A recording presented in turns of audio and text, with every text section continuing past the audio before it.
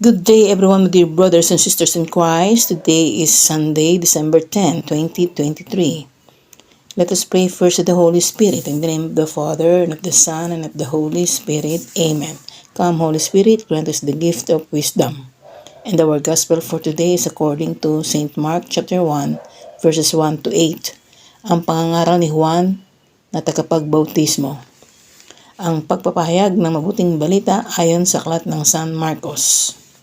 Ito ang simula ng magandang balita tungkol kay Hesukristo, ang anak ng Diyos, tulad ng nakasulat sa aklat ni Propeta Isaias. Narito ang sugo ko na aking ipadadalang mauuna sa iyo. Ihahanda niya ang iyong daraanan. Ito ang pahayag ng isang taong sumisigaw sa ilang. Ihanda ninyo ang daraanan ng Panginoon. Gumawa kayo ng mga tuwid na landas na kanyang lalakaran.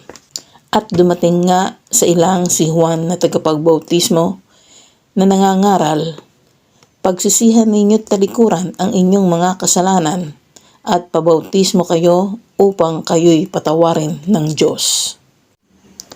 Halos lahat ng taga-Judea at taga-Jerusalem ay pumunta kay Juan.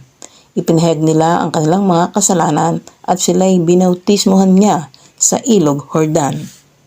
Ang damit ni Juan ay yari ng balahibo ng kamelyo at balat naman ng hayop ang kanyang sinturon. Ang kanya namang pagkain ay balang at pulot-pukyutan. Ito ang pinapahayag niya sa mga tao. Ang darating na kasunod ko ay higit na makapangyarihan kaysa sa akin, ni hindi ako karapat-dapat yumukod at magkaras man lamang ng tali ng kanyang sandalyas.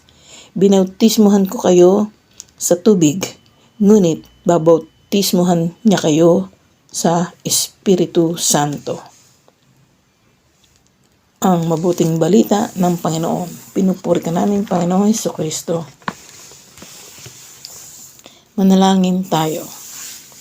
Panginoon, tulad ng pangangaral ni Juan na tagapagbautismo, na pagsisihan ninyo't talikuran ang inyong mga kasalanan at pabautismo kayo upang kayo'y patawarin ng Diyos.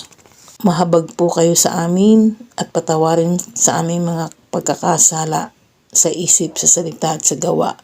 Patawad po, Panginoon, patawad. Amen. Sa ngalan ng Ama at ng Anak at ng Espiritu Santo. Amen.